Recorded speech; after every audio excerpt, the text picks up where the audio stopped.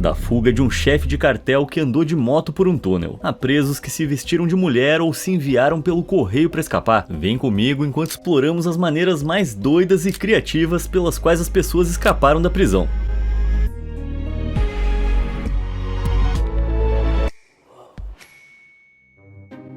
Muito justo.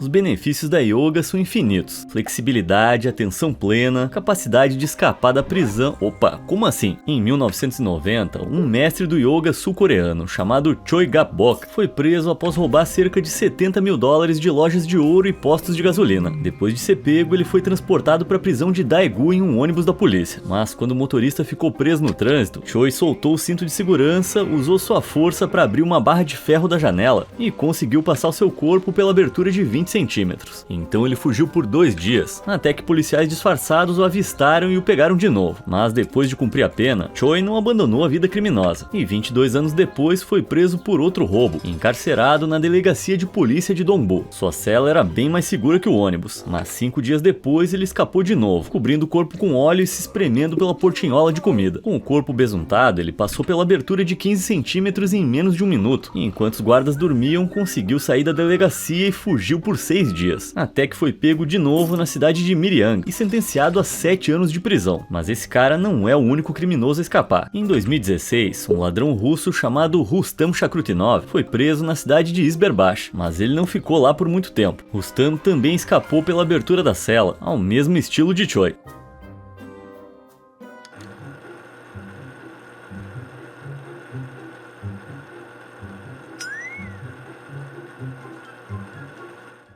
Mas ao contrário do mestre de yoga, Rustam ficou preso na abertura por mais de 2 minutos, e essa passagem justa fez com que suas calças e cueca caíssem. Não se sabe se ele realmente escapou da prisão após sair da cela, mas esse vídeo embaraçoso viralizou, e ele ganhou o apelido de Homem-Cobra na mídia russa. Só não entendi se é por causa do movimento ou do que ficou à mostra.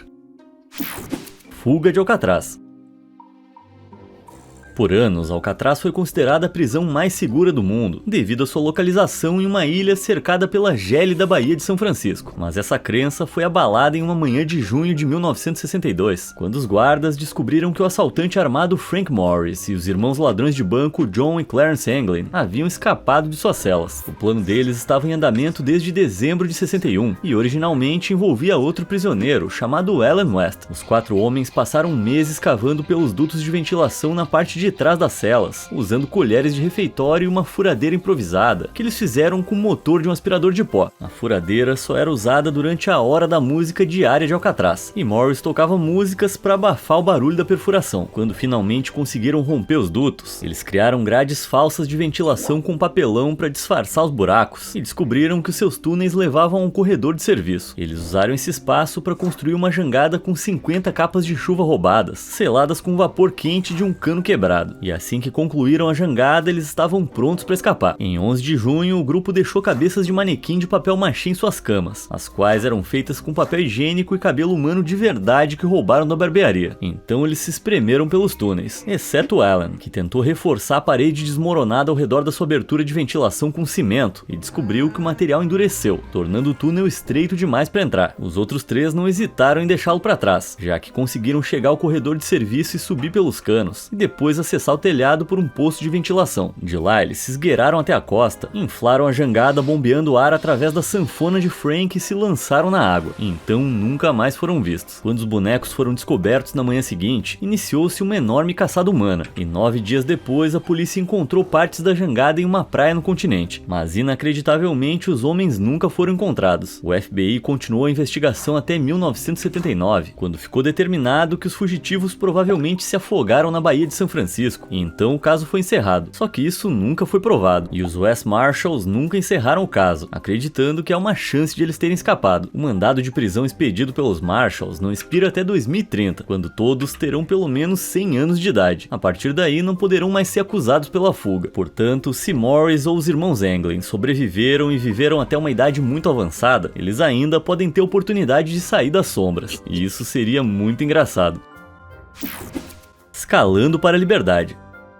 Quando você era criança, já tentou se apoiar em duas paredes para ver se conseguia escalar que nem o Jack Chan? Bem, em 2023, o condenado Danilo Cavalcante fez exatamente isso e conseguiu escapar da prisão do condado de Chester, na Pensilvânia. O brasileiro foi condenado à prisão perpétua por homicídio, mas depois de alguns dias da sua sentença, ele foi até um canto do pátio da prisão, apoiou as mãos e os pés em duas paredes paralelas e começou a escalar até o telhado. A partir daí foi tão simples quanto pular uma cerca, antes que ele caísse do outro lado e fugisse a pé. Felizmente, ele foi capturado 13 dias depois em South Coventry Township e transferido para o Centro Correcional Estadual de Greene para cumprir o resto da pena. Mas o curioso é que essa não é uma fuga única, porque apenas alguns meses antes, Igor Vidrabolt escapou da prisão do condado de Chester exatamente da mesma forma. Igor era alpinista antes de ser preso por agressão, então escalar um muro não foi um problema, mas ao contrário de Danilo, ele foi visto e capturado apenas 5 minutos depois de pular a cerca. Que papelão! Depois desse incidente, consultores de segurança foram contratados e mais arame farpado foi instalado para impedir que outros presos usassem a mesma rota de fuga. Mas Danilo provou que as medidas não eram suficientes e assim que foi recapturado, a prisão finalmente selou a abertura que permitiu a saída deles. Pois é, se ele quiser tentar de novo, vai ter que ser mais criativo. Nanico Fujão.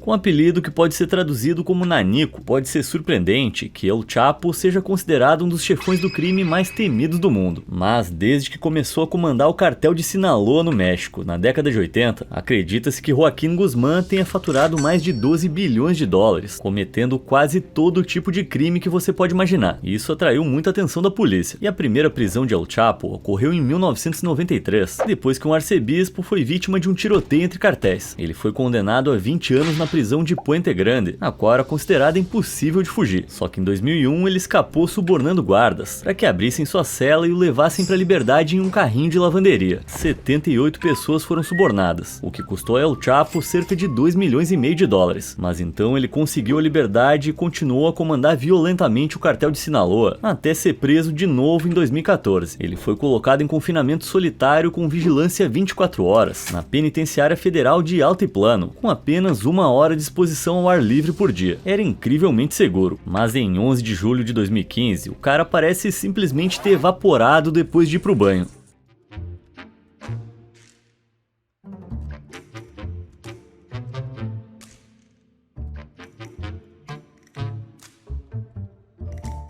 Só que Chapo não era mágico, e quando os guardas perceberam que ele tinha escapado, descobriram uma escada escondida abaixo do chuveiro, que levava a um túnel de mais de 1.300 metros, o qual foi construído pelo cartel bem debaixo dos seus narizes durante meses. Esse ainda é o túnel de fuga mais longo já descoberto, e por dentro era equipado com luzes, dutos de ar e uma motocicleta, para tornar a fuga mais rápida. O túnel ligava o chuveiro de Chapo a um canteiro de obras em Santa Juanita, e foi assim que o baixinho conseguiu escapar e fugir. Mas infelizmente, para ele, a operação de busca foi enorme, e então ele foi capturado na cidade litorânea de Los Mochis 6 meses depois. Dessa vez, o governo mexicano concordou em extraditar Chapo para os Estados Unidos, e ele cumpre prisão perpétua na prisão de segurança máxima mais segura dos Estados Unidos, a ADX Florence. Ele está preso em uma solitária de apenas 1,80 por 13,70, então parece que dessa vez ele vai ficar preso para sempre, mas eu não ficaria muito convencido disso. Esse nanico já nos mostrou que consegue. Fuga por amor. A maioria das pessoas foge da prisão em busca de liberdade, mas Steven J. Russell é um vigarista que escapou 4 vezes por um motivo bem mais nobre: o amor. Oh, que fofo! Enquanto cumpria a pena por fraude por uma fuga anterior em 1995, Steven conheceu um colega de cela chamado Philip Morris e se apaixonou imediatamente por ele. Mas depois da libertação dos dois naquele mesmo ano, Steven se meteu em outra encrenca ao desviar $800 mil de um plano de saúde para presentear Philip. Ele foi preso de novo em 1996 e sentenciado a 45 anos de prisão, com fiança estipulada em $900 mil.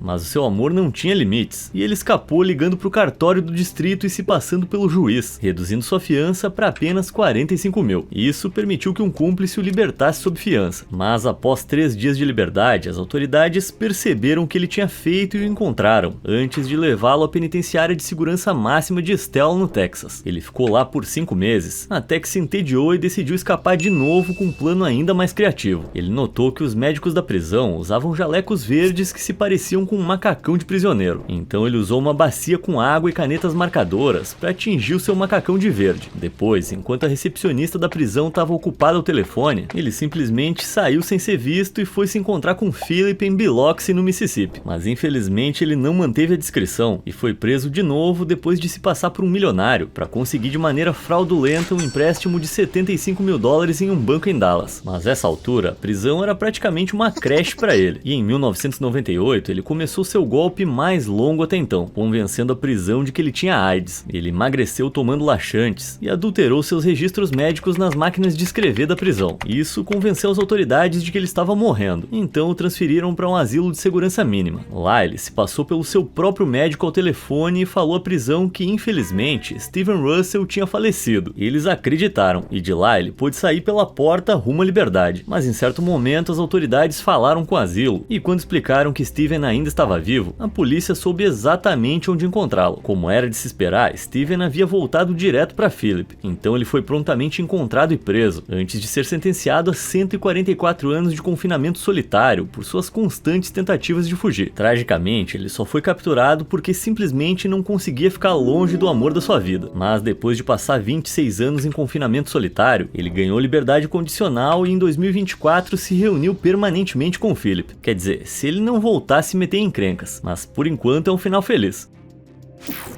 Suporte aéreo. Ninguém é mais gangster do que Michel Vaujour, um assaltante de bancos francês de 74 anos, que passou 27 anos da sua vida na prisão. Com 6 fugas da prisão no seu currículo, Michel é um veterano experiente em escapar, mas o seu maior feito só foi possível com a ajuda da sua amada esposa Nadine. Em 1986, Michel cumpriu uma sentença de 18 anos na prisão de Santé, em Paris, por roubo à mão armada. Mas desde 1983, Nadine vinha fazendo aulas de voo para conseguir uma licença de piloto de helicóptero, como parte de um plano elaborado para libertá-lo. Assim que se qualificou, ela esperou até 26 de maio e alugou um helicóptero no aeroporto de Paris para voar até a prisão. Quando Nadine se aproximou, Michel conseguiu chegar ao telhado da prisão, primeiro pedindo a um guarda para o deixar sair da cela para se exercitar e depois ameaçando-os com frutas que ele pintou para parecerem granadas. Assim que chegou ao telhado, Nadine baixou uma escada de corda e o casal literalmente foi em direção ao pôr do sol. Mas essa história de amor não tem um final feliz, porque depois de 4 meses foragidos, os dois foram capturados e presos por sua tentativa de fuga. Uma fuga de alto risco. Mas inacreditavelmente, Michel não é o único condenado que tentou escapar de helicóptero. Em 2013, Benjamin Rodon Barbeau e Dani Provençal foram notícia quando escaparam da prisão de Saint-Jérôme, em Quebec, de helicóptero. 2 cúmplices do lado de fora fretaram um helicóptero e forçaram o piloto a sobrevoar a prisão. Em seguida, eles baixaram uma corda e os 2 presos se penduraram nela.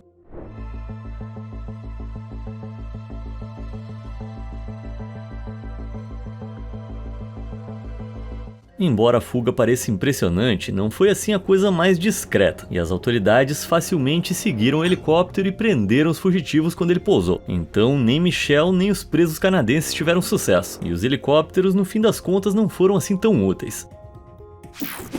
Vestido de mulher.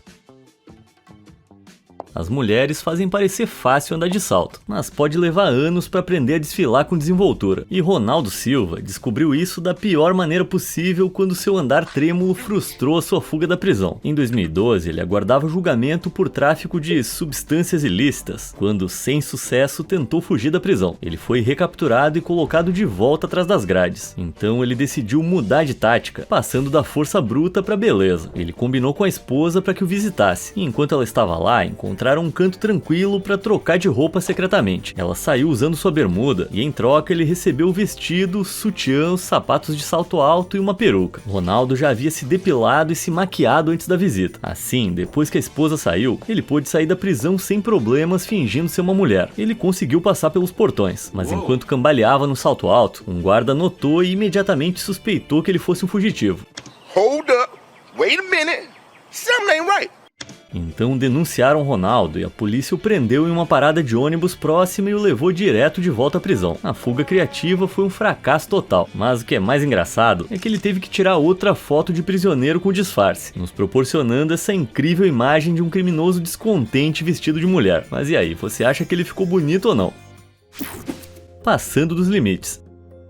Se você quer a definição clássica de um gangster americano, não precisa procurar mais do que John Dillinger. Amplamente considerado o primeiro criminoso celebridade dos Estados Unidos, ele era o líder da temida Gangue Dillinger, que realizou uma série de violentos assaltos a banco ao longo de 1933. Em 1934, a gangue foi presa e Dillinger foi extraditado para a cadeia do condado de Lake, onde aguardou julgamento. Mas John era astuto e tinha bons contatos, e convenceu o investigador do seu advogado, Arthur O'Leary, a conseguir uma arma falsa de um marceneiro e contrabandeá-la para ele. O gangster então a usou para ameaçar os guardas para libertá-lo, metendo tanto medo neles que conseguiu sair da prisão, roubar o carro do xerife e dirigir até Chicago. Só que isso acabou sendo uma péssima ideia, porque dirigir um veículo roubado através das fronteiras estaduais foi a primeira lei federal que o velho Johnny infringiu. Isso fez com que o FBI se envolvesse, e então o encontrassem e dessem um fim a ele 4 meses depois em um tiroteio. Então a arma improvisada poderia ter funcionado se Dillinger não tivesse roubado o carro do xerife. Que fica a lição, não roubem carros. Assaltar bancos acho que tá tranquilo. Fugindo por correspondência. Minha mãe sempre dizia, se você não conseguir na primeira vez, tenta de novo. Palavras sábias pra vida com certeza, mas algumas pessoas levaram essa pérola de sabedoria muito a sério. Richard Lee McNair é um presidiário que fugiu da prisão não uma nem duas, mas 3 vezes, enquanto cumpria a pena de prisão perpétua. Suas 2 primeiras tentativas resultaram na sua rápida recaptura, só que a sua fuga final foi uma das mais criativas de todos os tempos, já que ele se enviou pelo correio para fora da penitenciária federal de Pollock, na Louisiana. Richard estava preso há 12 anos e tinha a responsabilidade de consertar sacos de correspondência rasgados. E isso inspirou a fugir de novo em abril de 2006, quando ele colocou um tubo de respiração em um desses sacos que estava consertando e depois entrou nele. Então os funcionários da prisão usaram uma empilhadeira para levar a mala para fora até um armazém, e quando foram almoçar, Richard se soltou e começou a correr. Ele estava livre, mas ainda não estava fora de perigo. Horas depois, as autoridades descobriram sua fuga e começaram sua busca. Então Richard foi parado na beira da estrada por um policial chamado Carl Bordelon. Where you live at? Down the road by Pineville. Pineville? Uh-huh. Okay. Do you have any form of identification on you? No, man. What's your name? Robert Jones. Robert Jones. What it is, we got an escapee. Oh. Where from? Prison. There's a prison here? Yeah.